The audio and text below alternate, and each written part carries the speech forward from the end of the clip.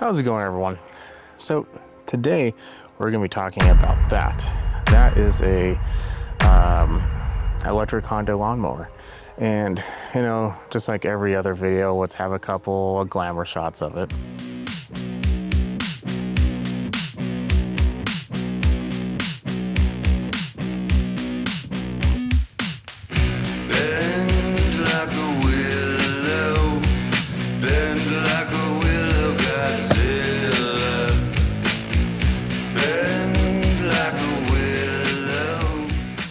Now that we are all familiar with it again, let's go ahead and continue.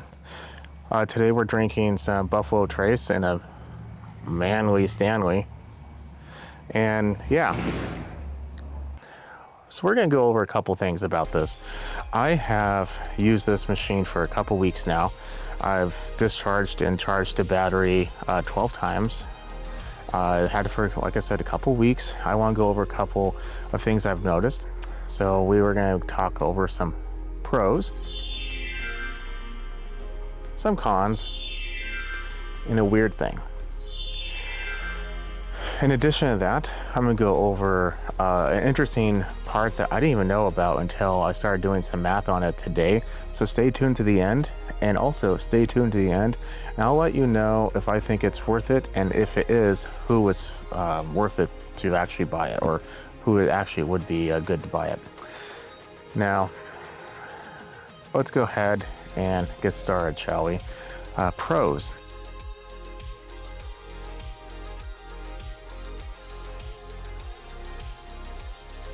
So the pros are, it's pretty light. As I mentioned before, I do maintain a elderly family member's lawn, and lifting a gas version of it, while not impossible, I mean, I am 6'3", 265, you know, but it's still not easy to lift that up, and I lift it in the perfect form as well. Not lifting with the legs, only in the lower back, and a jerking, twisting motion in a lifted Tundra of all things, so obviously I'm doing it all right. This is a lot lighter. I could take the battery out, and it's very easy to move. The handles, if you take the little adjustments and it goes all the way in, kind of like it was shipped in a box, it actually makes it exceptionally easy to lift, which is nice. The Toro did have like the little stow and go little option, but it still was heavier, and you had to be careful not to let it tip over a little bit too much, because the fuel will go into air filter. It was just a whole process, so that's nice. Another thing that's nice about it is the quality of it. I don't really have any concerns of the quality so far.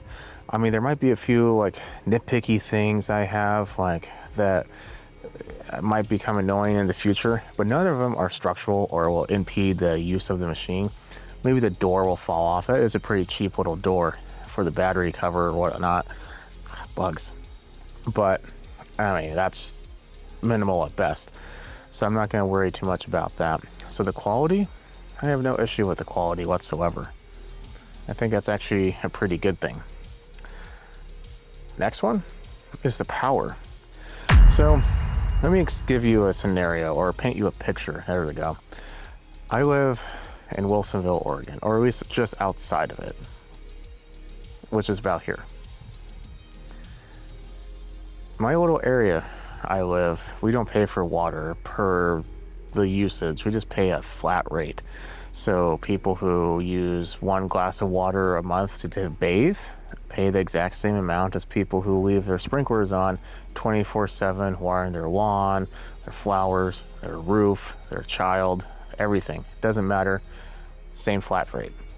Because of that, I also over fertilize. So my lawn is pretty thick. Not now, because I'm doing a repair work on it, but when it's normal, or the sections I haven't done repair work on or need to, it's pretty thick. My old mower was the Toro recycler. It had, I forget exactly the engine on it. It's like a 725EX, I think. I'll put it up on the screen now. From Briggs. If I was gonna go just a straight line through it, and not mulching, just bagged the entire thing, which mulching would put an even extra level of stress on it, I would have to go very slow, or stop and go, and it would struggle. And I maintenance this pretty well. I bought this basically brand new, so I know it's not abused or anything, so it's not low on power. It's just the nature of it. This has no problem. I can go through wet grass, I could go through tall grass, I could go through anything as long as it's grass. And I have no problem. If you're gonna look at the math on this, you would imagine it's gonna be like driving a loaded Prius up a hill, towing a trailer. In reality, it's not. It's like going downhill with that same Prius with a heavier trailer pushing it. It's kind of crazy. There goes Mona. But I think technically this equates out to like 3 or 4 horsepower if you do the math on it. But the good thing about an electric engine, it has instant torque. And a gas engine will have the torque at the RPM range that it's set at least it should be. But, you know, people mess with it. Carburetors need to go and get cleaned out every now and then. They go out of adjustment, you know, just random stuff like that. It doesn't really have that problem, at least not yet. Maybe the battery can potentially become a problem in the future, you know, giving it a lower charge. But until then, electric motors give you instant torque, which is a good thing in my opinion, which is nice. So that's one benefit. Another one is, I don't have a clutch on my other one. This doesn't have a clutch either, but it's very easy to start and stop. I don't really have a problem. It's nice just to let it go, push a button, and keep on going. Empty your bag, wherever you do with it. If you mulch, you don't have to deal with that, obviously, but it's just nice. I don't have to worry about it. I've had a personal pace for a long time, so I had to get used to having like the little paddle. But I've used the paddles, obviously, a couple times when doing, repairs and whatnot. My father-in-law has one, so when he's out of town, I'll use his. Because you're pushing down on the paddle to engage the transmission, you're pulling a cable, and that cable is then putting tension on a belt. So you're in your hand, you're having all that. This is a button that has a contact, and that's it. There's no stress in there. You never really realize how much stress your hand is under using the older system until you don't have to have that. It's just kind of nice, which is the reason why I did like the personal pace, which is kind of like a real big selling point for me. But with this, I don't have a problem with it. It took like 1 or 2 uses to get used to, and that's it. Now, I'm not going to worry about it. It's pretty nice. Next one is the noise. If you have a clutched mower, you understand that the engine just makes noise. It's just the way it is. Engines make noise. It's exploding gas inside of a cylinder, and the gas is escaping. Noise. This doesn't have noise when it's off, obviously, but when it's on, all you hear is the whirling of the blade. That's it. When I mow, I usually put some headphones in. I have like a Pixel 2 Pro Buds or whatever they are. They have noise cancellation. They're pretty nice. I turned those on before. My old one, I would still sometimes put the ear covers on just because it wouldn't cancel all of it out. Well, I don't really mind it, just kind of protecting hearing more or less.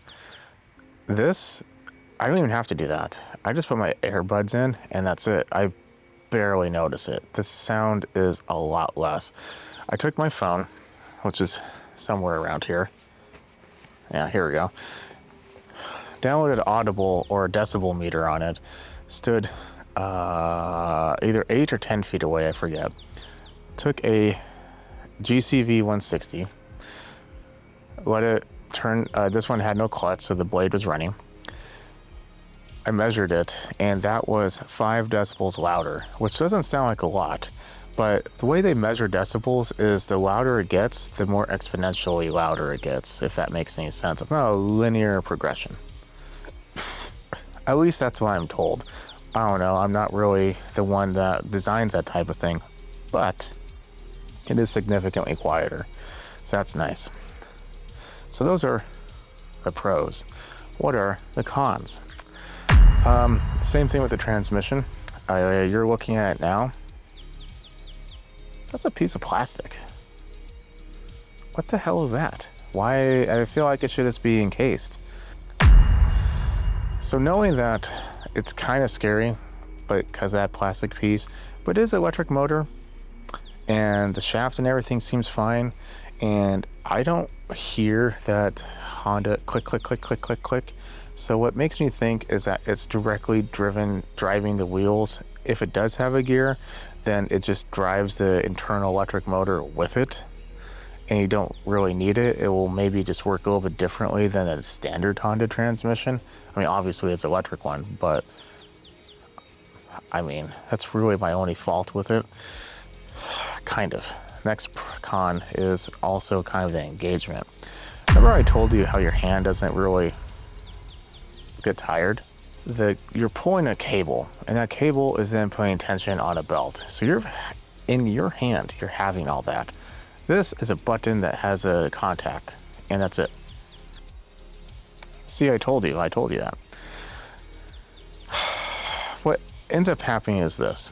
Imagine you're pushing it down, and then maybe you step in dog droppings or something, and you look like, oh, okay, and then you instantly you let go. You pick up your foot and you push it back down when you realize it wasn't. It doesn't always engage, so you're like, what happened? And then you do it a second time, and then it instantly starts, which is kind of a weird, annoying thing. In addition to that, it does instantly start, which is kind of a new one for me. Usually with a belt, you kind of just let it slip a little bit. You kind of slowly engage it. It's kind of a very smooth action. This one isn't very smooth. It just goes, which isn't that bad, but it's still kind of annoying. It's not, I mean, it's doable. I just wish that it would be a little bit more graceful, like a ramp up even if it's only like a half a second. That half a second would be nice instead of 0. And by far, the biggest con is the charge. I don't know where the half an hour came from. I read earlier, maybe there's a fast charger. I haven't really looked. I don't really want to spend any more money on it, but it is nowhere near 30 minutes. It's 6 hours on average for me. For a 12 amp hour battery, it took about 6 hours, maybe a little bit more. So I've gotten too used to the idea when I'm done, I have to take it inside, or I have a little special charging area. I bought these little panels, and right now I'll charge it for free. Here's a little video on that. But that's really the biggest adjustment. As long as you don't need to go over that 45 minutes and you don't feel like spending this amount of money for this battery, you never really have to worry about it, as long as you charge it when you're done and leave it there. So that's fine, in my opinion. I mean, as long as you don't forget about it. If you forget about it, you're kind of, SOL. But as long as you don't, you're okay. And if you do forget about it, maybe rearrange your schedule, because you're definitely not going to be doing it anytime soon, because it's 6 hours later moving forward. Those are really my only cons. I don't really have a lot of bad things to say about it. It's kind of weird. Do you ever have that situation where you didn't really want to do something and you really drug your feet, you postponed it, and then eventually you kind of had to do it, and then you got to do it and you're like, wow, well, that wasn't that bad. Maybe there's something wrong. I mean, it's probably just a fluke. And you do it again and you're like, oh, that actually was borderline pleasant, peaceful even. That's kind of what this is. I was dragging my feet. I've known about this since the first of the year, and I just barely did it now because May 1st was the cutoff. And yeah, it was kind of nice. I even waited, excuse me, not May 1st, April 1st was the cutoff. I even waited like a week after that, and the elderly individual's grass got a little bit too tall, so I had to do it. So I've had this for a few weeks, like I said, and I've discharged it a couple times, 12 times, like I mentioned. And yeah, so let's go over a couple interesting tidbits, shall we? I live, like I said, around the Wilsonville, Oregon area. And where I live, electricity is about 18 cents a kilowatt hour. If you don't know what that is, basically when you get your bill in the mail, you're being charged for kilowatt hours. This battery is technically 604 watt hour battery. So technically it's less than 1 kilowatt hour, of course. So that's like 0.6. I did some interesting math. Let's say the equivalent Honda GCV 160 was going to be cost for operation. Let's go over those.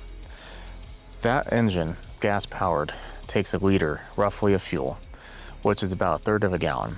Now, gallons of fuel right now is $5.50 a gallon, but it's a weird time right now, so things are a little bit inflated. Usually, let's say things are on average at $3 a gallon. Okay, $3 a gallon.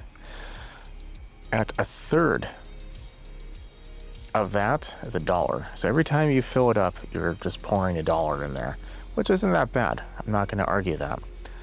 Now, I did some interesting math.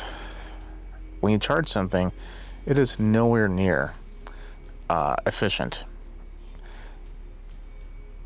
You're going to have a couple inefficiencies. So I did a little bit of math.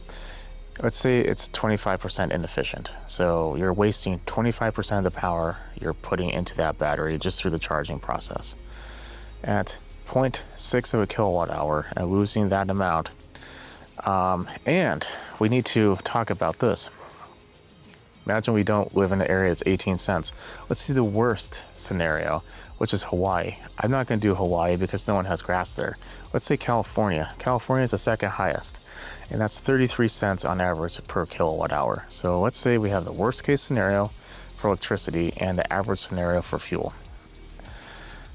If I were to take that to charge it, it will take 3/4, including the inefficiencies, to charge the battery of a kilowatt hour. At 33 cents, we're talking a quarter to charge that. Now, all of that is just fine and dandy until we talk about this next part.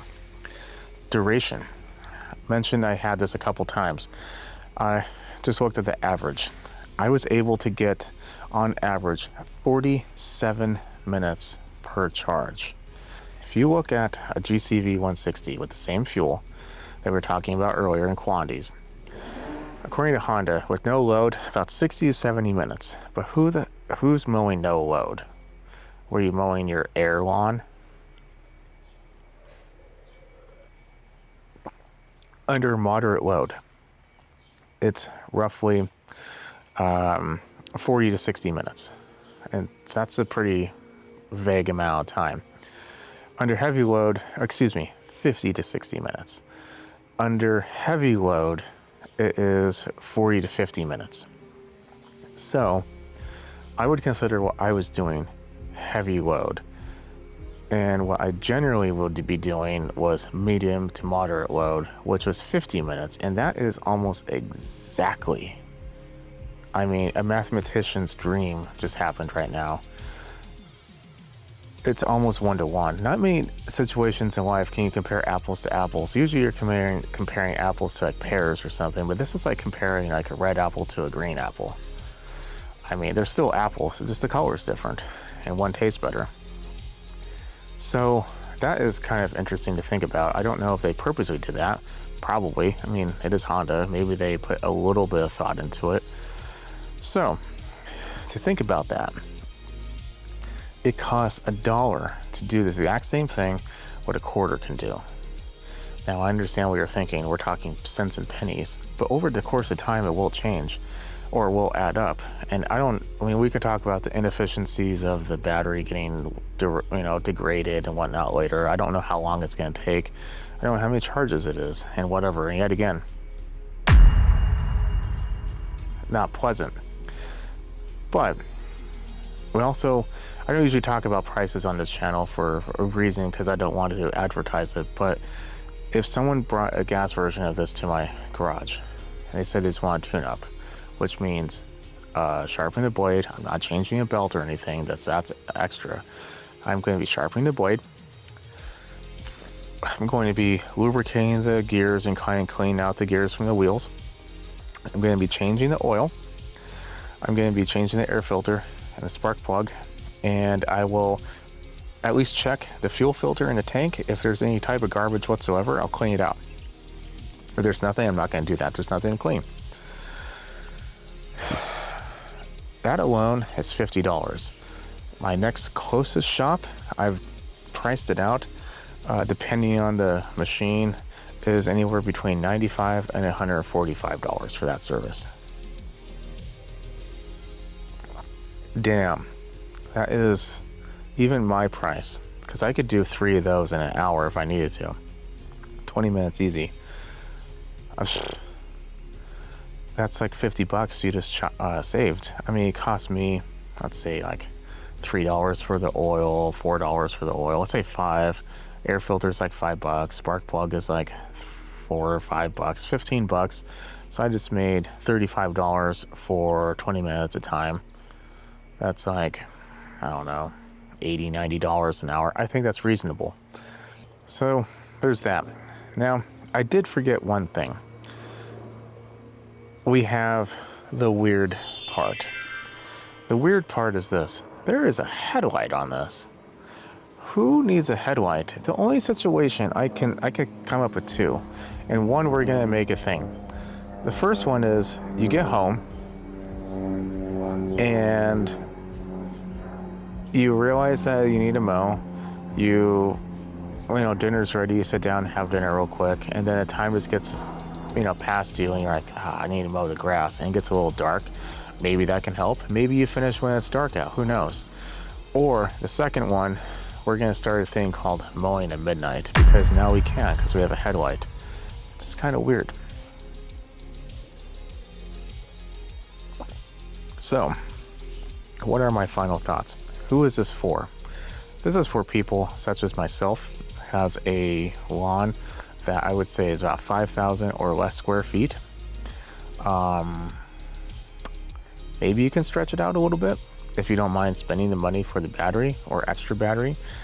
That would probably be a good idea. If you still want to buy something like this, or just realize you're going to do one in the one day and one half in the next day, or whatever the section is. And do I think it's a good one? Yes, I really do. I do think it is steep in prices, but considering that, I would say the next equivalent to this gas version would be probably another recycler, in my opinion. And this is the price of a very comparable recycler. Fuel, of course. I mean, the price isn't all that bad. I mean, and let's just put this out there. Toro has been kind of going down a downward slope, which is why I didn't do the battery one. And I do want to take this as an opportunity for a side cam moment. I don't know if it was really obvious in the previous video on why I chose this one. The reason why I chose this one is this was straight out of the box ready. You just plug it in, the battery of course, you charge it, you take the box, you take everything out of the box, and you mow. That's it. That's the end of the story. Recycler, the price was on there was about $800 if I remember correctly, but that had no charger and no battery. So you had to buy those extra, and once you start adding that in, it was very, very similar in price to this. So I just didn't want to go through that extra hassle, and this had a pretty decent review. I know it only said like 3, but when you actually went to the zeros, there were obviously like bots or people complaining it took, 5 days to get to them, or some nonsense like that. So I got this, and I think it was a good idea. I'm not gonna say that I don't like the gas versions. I do. I just think that it is at the point in time where they're very comparable. If you want to maintain yours, trust me, I would be too. But if you are looking for an alternative and you don't want to deal with gas anymore, or you can't, like my elderly individual situation, this is a very good idea. I know there's cheaper ones out there, but those are exactly that. Cheaper, probably a little shitty. And I know I have had dozens of people try to get me to work on theirs, and I will. I don't record that because I want to say one time I was able to repair it, and this is what ends up happening. It just doesn't start anymore. The board goes bad or the battery goes bad. That's it. I can replace or repair this board. I looked at the price. It's not easy, but it's not that bad. The motor itself is fairly robust, so I'm not going to be worried about it. The deck is high quality. Everything else, a lot of the other comparable, or not even comparable, that's a horrible word for it. A lot of the other alternatives, especially the cheaper ones, are such low quality of deck. The wheels are plastic. I mean these are plastic too, don't get me wrong, but like the cheap plastic, we're talking like the Temu special plastic. Don't do that. I mean, that is just trash.